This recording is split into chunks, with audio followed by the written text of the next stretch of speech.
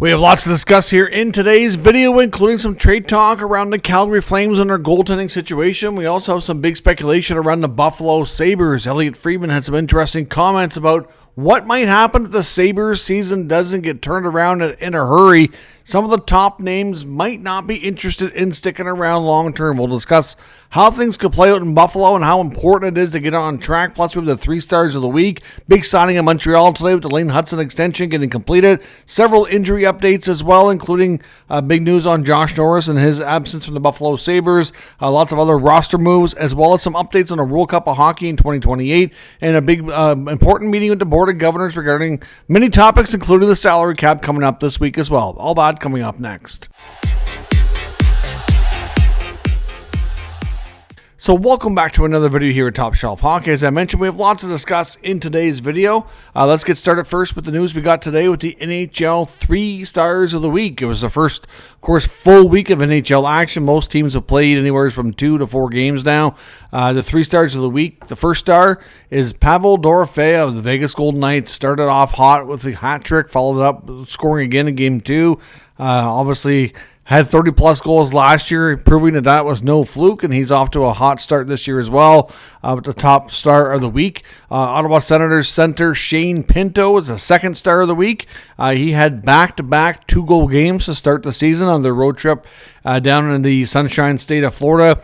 2 goals against the Lightning, and then followed it up with another pair against the Panthers. So obviously Pinto has been on fire to get things going, and obviously a real good start to the season. And then Panthers goaltender Sergei Bobrovsky, also the 3rd star of the week, with obviously a real good start to his season, picking up some wins and not giving up a lot of goals, and doing a great job in the crease for the Florida Panthers. Now, an update as well from the NHL waiver wire. We did have 2 players from the San Jose Sharks yesterday. Carlson and Thompson were both on waivers. They both cleared, no pickups today, so they can both be reassigned to the Barracuda of the American Hockey League. Of course, the big story today as well is the Lane Hutson contract extension with the Montreal Canadiens. There is a dedicated video on the channel from this morning when that first happened, when the news first broke, but we do have some more details as well on the contract structure, which immediately wasn't released at the time, but NHL reporters have been able to kind of dig out the structure of it since then.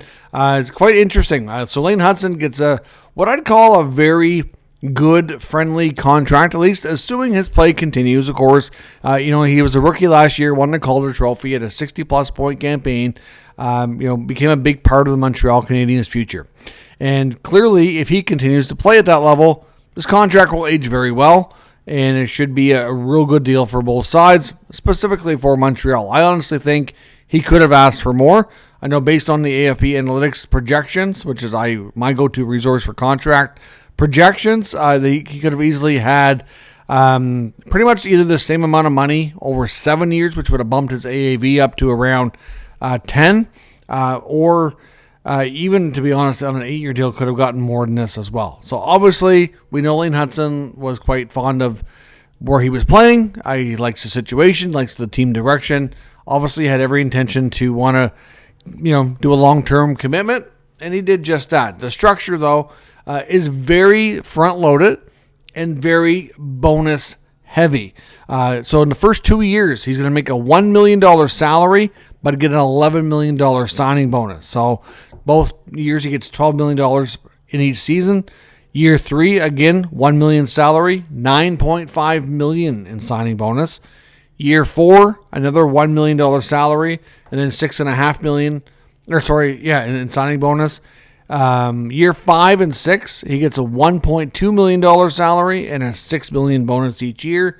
Year 7, he makes $2.2 on salary, $5 million on the bonus, and then in the last year, it's just a straight salary of $7.2 million. Now, he is eligible for trade protection, but not until year number 6 of this contract. So in years 6, 7, and 8, he has a 10-team no-trade list. So, pretty good contract. I mean, to be honest, to only get a 10-team no-trade in the final 3 years, that's pretty flexible. I mean, really, if he continues to play the way he is, that they likely would want to move him anyway. So that's not really a big deal. But the fact that he didn't demand a full no move or something even stricter than that is good, flexible. And the fact that he's going to make a lot of money up front and between the bonuses and the front loaded in the first few years, this contract wouldn't be buyout proof in that sense. So, I mean, if it ever goes sideways partway through or something, it's not the end of the world. And based on what other top defensemen have been paid here in recent weeks, as a lot of these extensions have been worked out since training camp started, you got to think, like I said, that this is kind of what I'd call team friendly. Looking at what Jackson Lacombe got paid, we've got some other young defensemen who signed a few years back. Even he's obviously making more than some, but it's a good deal. I really like this contract. It fits well. We know they paid Noah Dobson 9.5. Dobson's a little bit older. Obviously had more UFA years in that contract instead of RFA years, which are more valuable and do command a little bit bigger money in that sense. Plus, he does have a longer history in the NHL. Has just a little bit bigger sample size of putting up good offensive numbers. Last year was a bit of an anomaly for him. And I do think at times people might be a little hard on Dobson for his defensive play, but, that's not why they pay him the big money. They pay him the big money for his offensive contributions for the most part. I mean, he's a defenseman, but at the end of the day, he chips in on the offense quite a bit. So, good contract overall for Hutson in Montreal, and I know there was a lot of talk that he really wanted to get this done. He was finding it, distracting, didn't really want to be able to think about it, and just wanted to focus on hockey, which is really what any athlete wants. So, at the end of the day, it's nice to see it done, and will probably be a very big weight lifted off his shoulders and can focus just on what he does best. Now, a lot of other roster updates, injury updates as well here today. We got updates from Elliotte Friedman on Josh Norris of the Buffalo Sabres. What he's hearing so far on Norris is that it's going to be at least an 8-week recovery. Could be more.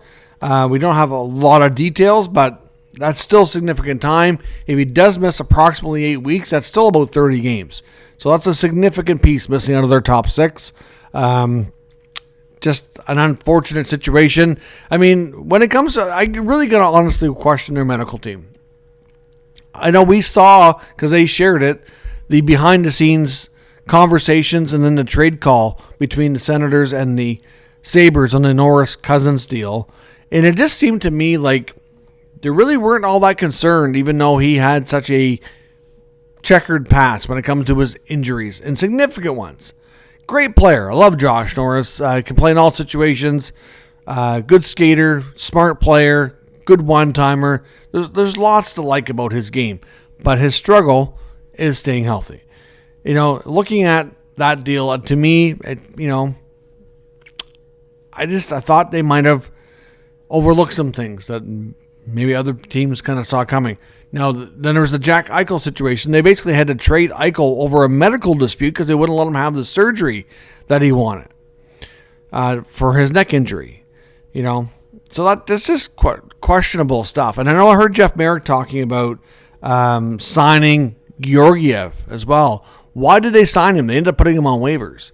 Like, should that not have been a PTO just to bring him in just in case? We understand there was the uncertainty around Luukkonen, but you bring him in, you sign him, so he's not even there on a tryout, but he gets a contract. Nobody else wanted him to sign him in the offseason. Nobody else picked him up on waivers. And now it's a minor deal. They can make it not really impact the cap, but it's still just a questionable decision. Just adds to the pile here. On its own, not a big deal. But, at the end of the day, it's just, I don't know, wonder what's going on. We're going to talk about the Sabres further hereafter as well. Matthias Samuelson's also injured and is out for at least a little bit. We don't have a clear timeline of return on Samuelson, but another player who's struggled with injuries too.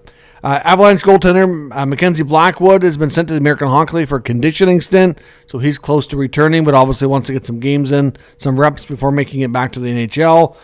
Pyotr Kochetkov, Carolina Hurricanes goaltender, has been added to the injury reserve as well, so he will miss some time. Utah defenseman Sean Durzi, upper body injury, out for about a month or more. That's another player that good player, but that's a couple years in a row now the Durzi's had bad luck with injuries. I hope he's not heading down the road and trending in the same direction that Norris has been, because another real good player. Utah traded for him from LA. He's going to have a bigger role. Solid guy, but again, staying healthy has been an issue. The Islanders have sent Cal Ritchie down to the minors to play in Bridgeport in the American Hockey League. Again, Patrick Wall had real good things to say about him. Said how impressed he was with them and how he wants them to go down and play, top line minutes, power play, penalty kill, be such a big part of that team. And he sees him being, a real big part of the Islanders' future and playing a big role down the middle for them. So again, nothing bad or really about this. This is just a situation where I think until they move out a few more veterans, that Richie can continue kind of getting some more experience in the minor leagues. And I do think he has a lot of potential. So it's probably the right thing for his development overall. We talked yesterday about Evgeny Dadonov with the Devils was injured. We do know now he's going to be out for a longer period of time. He's been put on long-term injury reserve, which means he needs to miss 10 games in 24 days before he can be reactivated. And the Devils do get a little bit of cap relief in the short term there. A couple of things that happened today. Lucas Raymond left the Red Wings today in their game with the Leafs. Upper body injury, took a hard hit. Don't know his status yet, but again, could miss time. Senators captain Brady Tkachuk took a cross-check, dirty hit from behind, if you will, from captain of the Predators, Roman Josi, and ended up hurting his hand. He was going in, basically would have went in head first to the boards, but put his hands up to kind of block and brace the impact, and he did injure his hand or wrist or something in some way. He left, he came back, played for a bit, and then eventually he stayed on the bench, but didn't take a shift in the last 10, 12 minutes or something like that. So obviously whatever it was bothering him, got worse, and obviously now they're concerned that he could miss time. So we'll have to see what the update comes in on Brady Tkachuk. Board of Governors meeting coming this week on Wednesday. Elliot Friedman was talking on his podcast today that we could get some clarity on future salary cap projections here. Now, for next year, it was projected ahead of time by the league to go to $104 million, which would be another nice increase. But he's been hearing that it could go to $107 million. Gary Bettman was asked about this recently, I think in Montreal. Kind of, wasn't real positive on it being a real possibility. But he also said that about some of the other cap increases before they happened too. So I don't know that we can really put much stock into that. He probably isn't ready to talk about it, or maybe it's not close enough to confirm just yet. But at the end of the day, the league's doing well, revenues are up, and the cap could go higher, and it will be a topic of conversation at the meeting on Wednesday. So clearly we may get a little bit more clarity out of that meeting. Around that, I know the players, Elliot was talking about how revenue has been so strong that the players are not actually paying escrow right now. In case you don't know, escrow is a percentage of the players' incomes and salaries that are held back. And they hold the money back just to make sure that they do end up with what the CBA is negotiated to be, a 50-50 revenue split. And if they can get money back if everything works out in their favor and they didn't need that extra money held off their paychecks at all. And so right now, they are so confident in revenues that they're not taking any, so they're not paying escrow for the first time in over 20 years. And on top of that, Elliot was saying that by the time they get through all the accounting audits, it can be a while. So obviously, sometimes that could even be a couple of years down the road. That players are getting reimbursed. They're getting money back for the last few years that they ended up overpaying in escrow. Revenues were stronger than projected, and they're getting money back. So a lot of players right now are getting paid around 103% of their salaries in order to make up the money that they had withheld in past years that they can now get back because it's been confirmed through the auditing process of the accounting that they indeed overpaid. So refund is in order, which is good for the players. Indeed. So we also heard on the headline segment on Saturday night's Hockey Night in Canada broadcast, and he did touch on this on the podcast as well. When it comes to the World Cup of Hockey, we know that the NHL is going to be putting on this event in 2028, which will be 2 years after the Olympic Games, which comes this coming February in Italy. And that tournament will be hosted in multiple cities. They hope to have at least one host city in Europe and a host city in North America.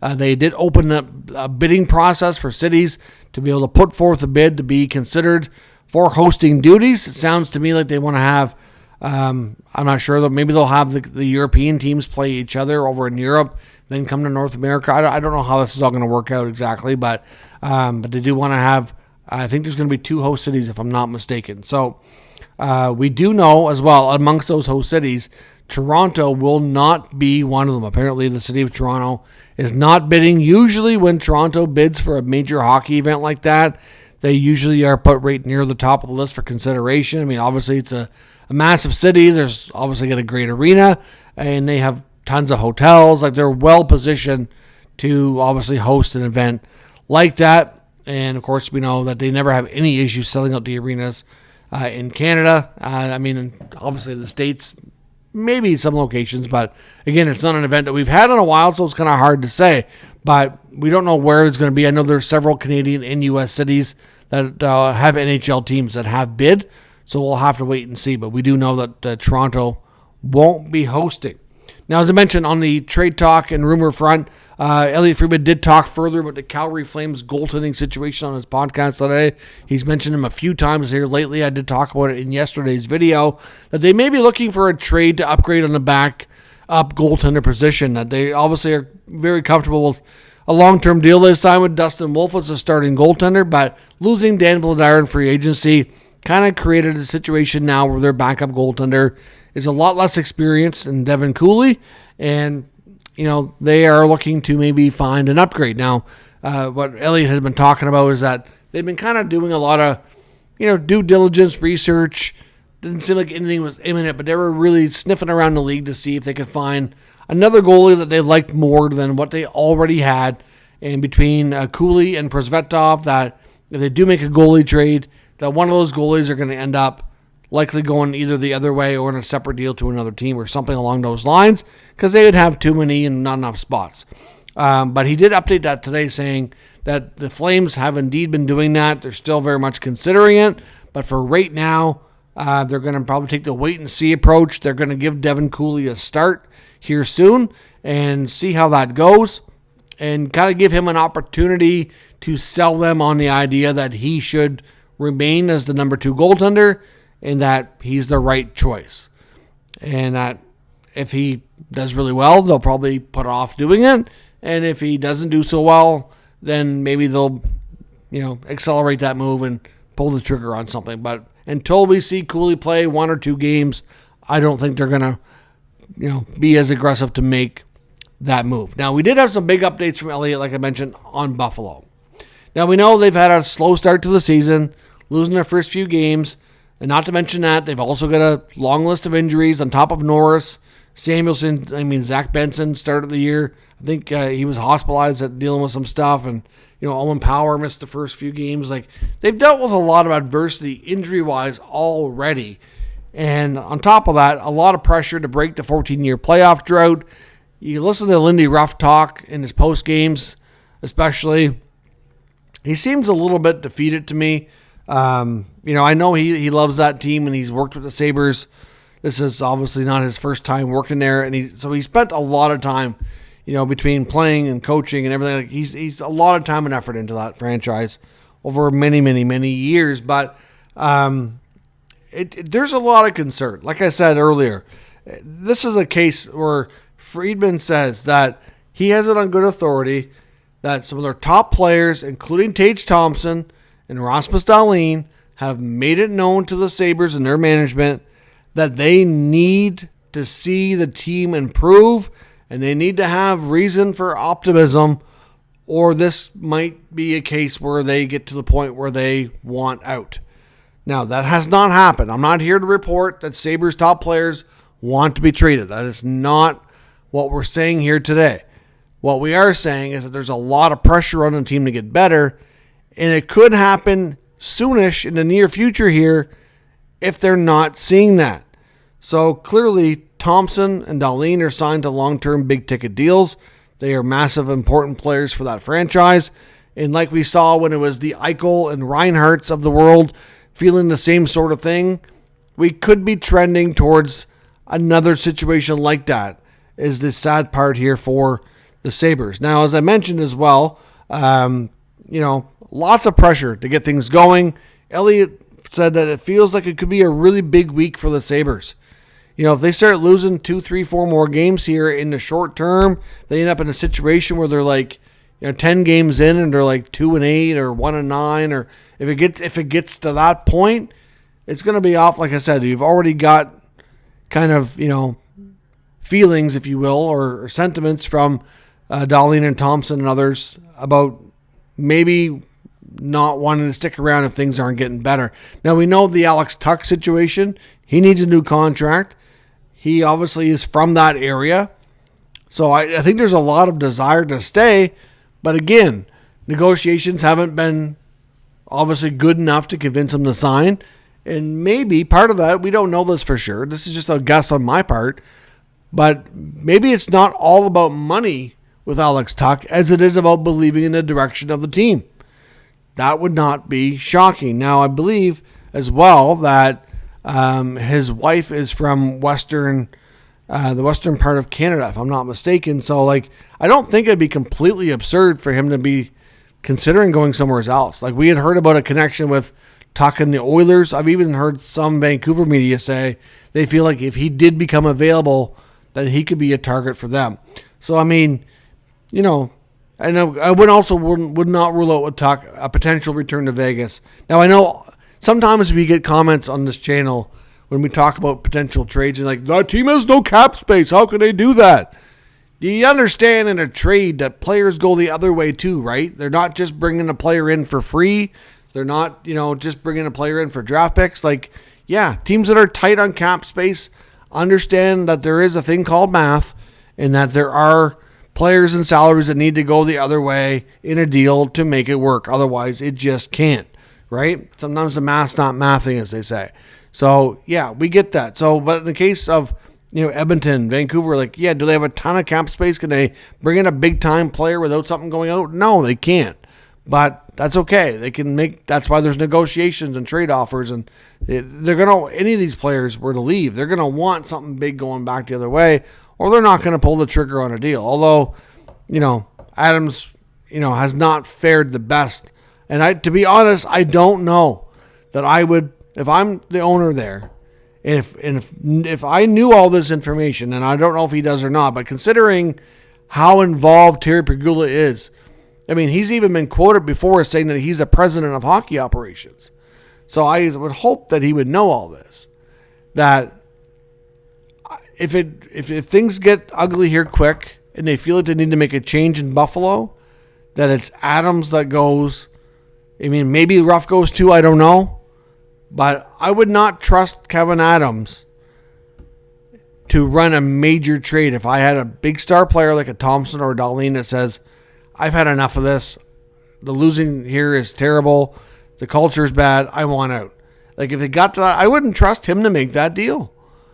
I mean, it just hasn't worked out for Kevin Adams as a GM. I'm sorry. A lot of his moves, there's some that are okay. Some of the contracts are okay, but there's enough of them that have been eyebrow raising or questionable. I just don't think that he's the guy to look after that. So, I mean, you got Jarmo Kekalainen that they brought in as a senior advisor. I mean, Friedman also made comments of that, saying you wonder if he looks at Jarmo as a guy that could replace him. And I kind of wonder the same thing. It makes sense, right? He was brought in as a senior advisor, but somebody who's been a GM for a decade in the NHL and an assistant GM before that. He's got tons of experience. I don't think they brought him in just as an advisor. I would assume that whenever the time comes for Adams to be replaced, whether it's today, next week, next year, whatever, that he's probably going to have a really good chance of getting that job. So we'll see what happens, but times are important in Buffalo to get things turned around, or we could see some major players start to get to the point where they don't want to be there anymore, and that's a really sad report for the fan base who deserves so much better than what their team has been able to give them so far in the last number of years. Let me know your thoughts on all of these discussion points here today in the comments. We'll discuss further. If you're new to the channel, make sure you subscribe and stick around. We'll keep you up to date with the latest news, rumors, and analysis of all 32 NHL teams. Thank you for watching, and I will catch you next time.